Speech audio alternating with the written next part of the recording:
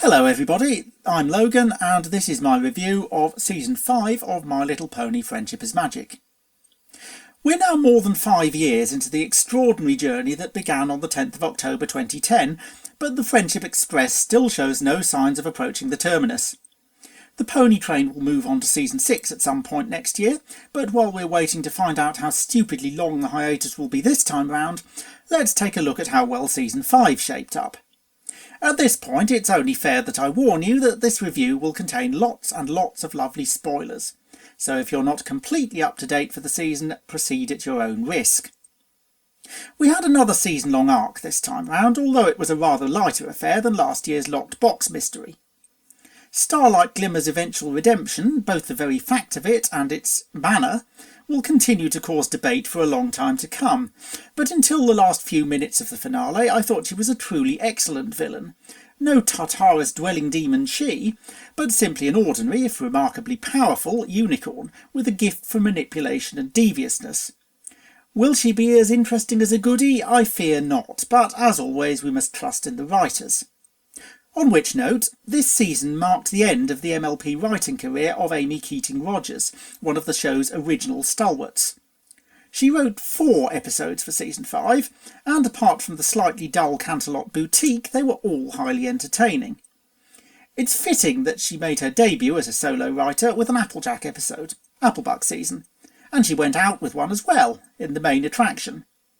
We wish you well in your new life at Disney, Amy, and we thank you so very much for everything you've done for this show and for our fandom. One of AKR's episodes, of course, was the one that brought us the biggest change to the show's dynamics since Twilight's ascension at the end of Season 3. Nearly 100 episodes after they came together for the first time, the Cutie Mark Crusaders finally got their cutie marks. I was delighted by this. I think it was the right time, and it should open up new avenues of exploration for the fillies. Of course, it also leads me to wonder whether Hasbro and DHX have something big planned for them a little way down the line. We'll just have to wait and see. Several writers new to Pony brought their talents to Season 5. Neil Dussadow was unfortunate in turning in 2 of the less well-regarded episodes, What About Discord and Princess Spike, but I'm sure he's more than capable of producing something special in the future. Joanne Lewis and Christine Sonko worked together 3 times, including on the excellent Rarity Investigates, while chapter book author G.M. Barrow, credited here as Gillian M. Barrow, made her show debut with the one where Pinkie Pie knows. There's a tendency for each season of the show to contain a sort of lull, where there's a short run of, let's say, less good episodes. This time that came fairly near the end of the season. I didn't find any of the 5 episodes after the relatively entertaining The One Where Pinkie Pie Knows, up to and including the Hooffields and McColts, to be classics.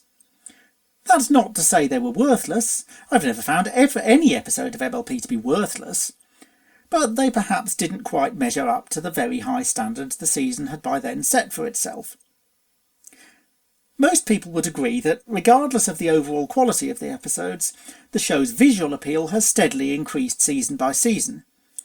The flashback we got in Amending Fences certainly brought home just how much better everything looks now than it did at the start of Season 1. The team at DHX also showed off some impressive animation and effects this season. Perhaps the most striking of these were the noir sections and moody lighting that contributed so much to the atmosphere of Rarity Investigates. As for the songs, well, they were a bit of a mixed bag, to be honest.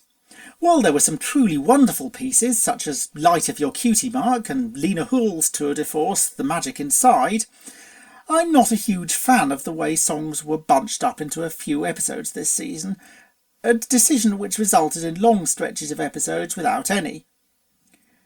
I also wonder whether Daniel Ingram might be going a little too far with his musical innovation, impressive as it's been. You have to go back to Apples to the Core to find a really good sing-along number, and I think this show needs a few of those. This wouldn't be a Loganberry season review without a section devoted to Fluttershy, so here it is. Although I didn't find the Flutter-centric episodes to be classic, I was generally pleased with the way Shy was written this season, from the premiere to the finale, Flutter's scene with Rainbow Dash in Thanks for the Memory was one of the most satisfying she's appeared in, and I don't think it's any accident that that episode was penned by Cindy Morrow, the writer behind my all-time favourite episode, Hurricane Fluttershy. It's a shame that Cindy wasn't able to write any more episodes. It would be great to see her return next season. I don't have too many complaints about the way the other main ponies were portrayed this year. I will pick out Pinkie Pie, who I was glad to see generally seemed to be written as a more rounded character than the occasionally rather shallow mare she sometimes appeared to be in season 4.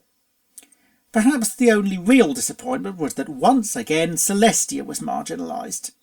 The IDW comics have shown that stories can be told about the Sun Princess, so it's very disappointing that the show has yet again done so little with her. I really hope that changes in season 6.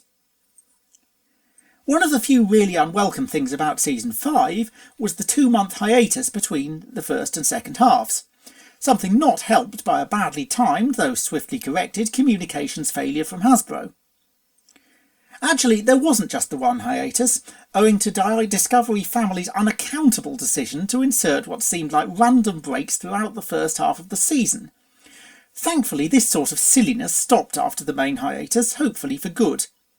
Discovery Family still doesn't have the sure touch with the show that the Hub did, but it is improving, as is the case with Tiny Pop here in the UK. OK, it's now time to let you know which episodes I loved and which episodes I loved less. First up, let's get the accolades nobody wants out of the way. Here are my 5 least favourite episodes of the season. 5th from the bottom is Canterlot Boutique.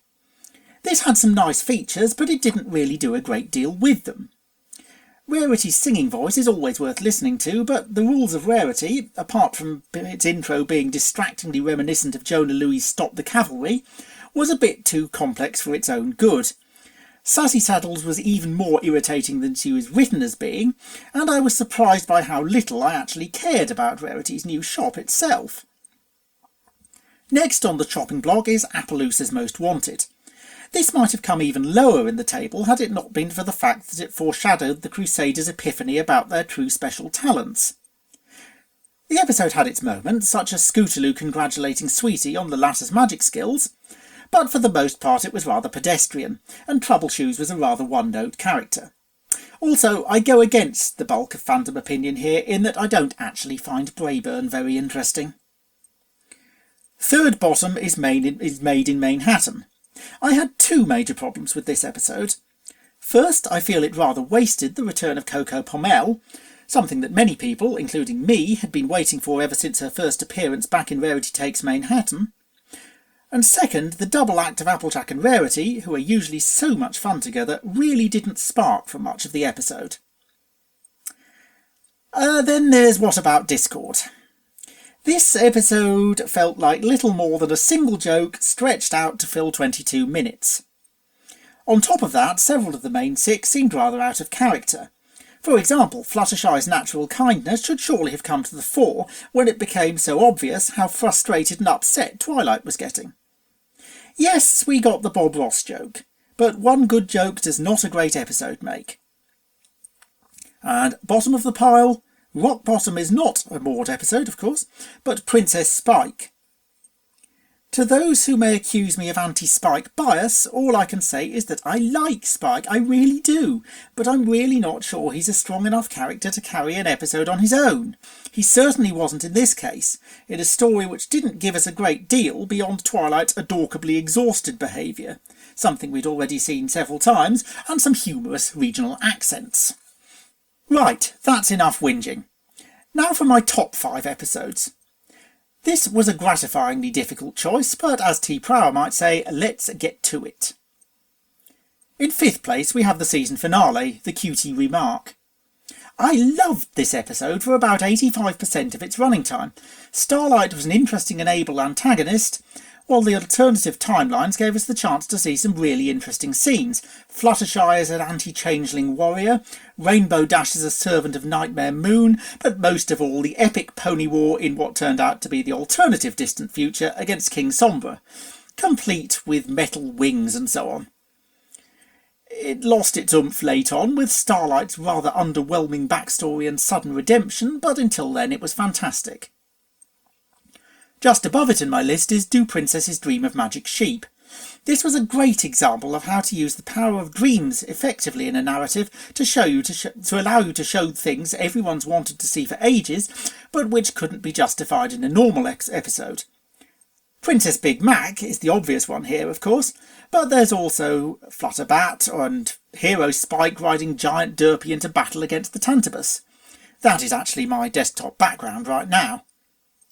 Third is the season premiere, the Cutie Map. I consider this to be easily the second best premiere the show has produced, lagging behind only the truly outstanding The Return of Harmony. It introduced us to Starlight Glimmer, as well as taking the brave decision to serve up a TV Y-rated version of dystopian psychological horror.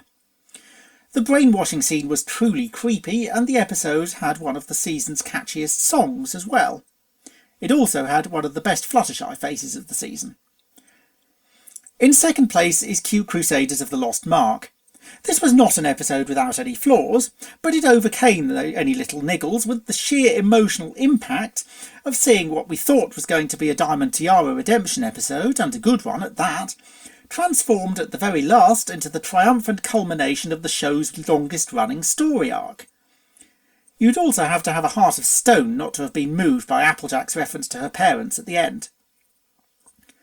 Top of the heap for Season 5, though, is Amending Fences. We may associate M.A. Larson more with the wackier kind of MLP episode, but with this one he proved beyond all doubt just how well he can write a more straightforward character piece. Just about everything here was spot on.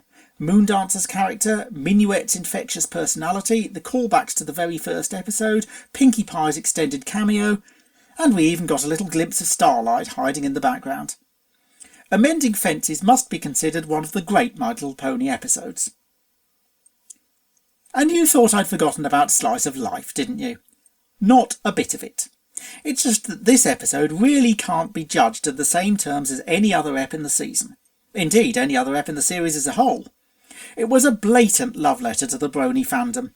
From Derpy's extensive speaking role to the best friends, Lyra and Bonbon, to the duet between Vinyl and Octavia, to the Twily Cane, the list goes on. We're unlikely to see anything like it again, and in all honesty that's probably a good thing, but I'm so very grateful that we got to see it just this once. Overall, Season 5 has been a season of changes. From the completion of the Crusaders Cutie Mark acquisition programme to Twilight's struggles to make her castle a home, to the return of Gilda the Griffin. Only time will tell which of these changes proved to be the most significant in the long run. What Season 5 has also been, though, is a whole heap of fun.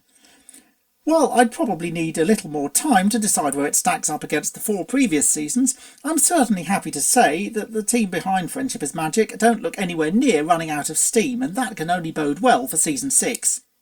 I know I'll be there, and I hope you will too.